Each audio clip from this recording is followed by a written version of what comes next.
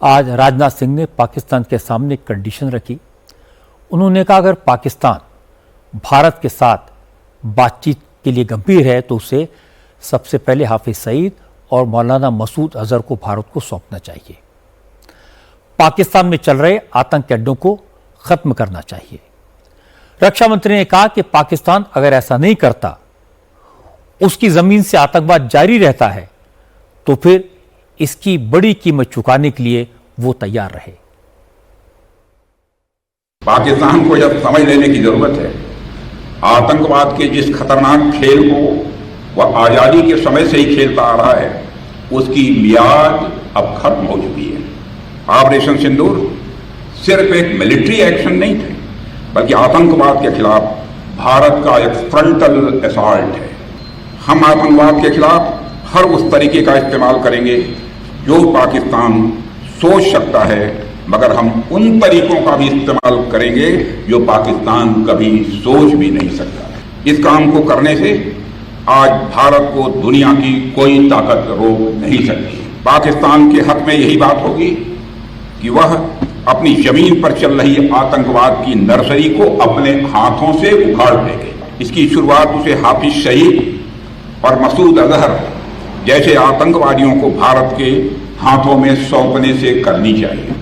हाफिज सईद मुंबई हमलों का गुनाहगार है, कौन नहीं सच्चाई को जानता है। समुंदर के रास्ते मुंबई में मौत बरसाने का जो गुनाह उसके संगठन ने किया है, बहनों भाइयों, उसको आज भी हम भूले नहीं हैं। मेरे देश के बहादुर जवानों, उसका इंसाफ होना चाहिए।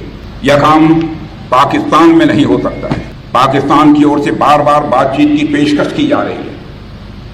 कल ही पाकिस्तान के प्रधानमंत्री ने फिर यह बात दोहराई है, मगर भारत ने साफ कह रखा है कि बात होगी तो आतंकवाद पर होगी, बात होगी तो पाक ऑक्युपाइड कश्मीर पर होगी।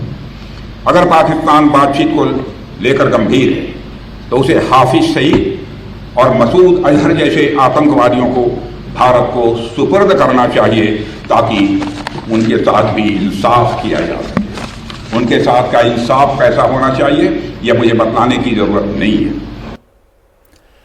राजनाथ सिंह की बात तो सही है कि इंडियन नेवी तैयार थी, आईएनएस विक्रांत तैयार था, मिग फाइटर जेट्स रेडी थे, लेकिन एक्शन हो पाता इससे पहले ही पाकिस्तान ने घबराकर डीजीएमओ को फोन किया।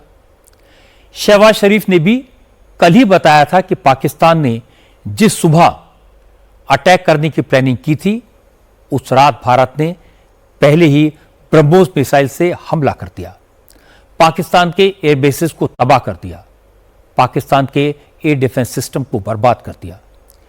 इसी के बाद पाकिस्तानी फौज की हिम्मत टूटी और फायरिंग रोकने की अपील की गई।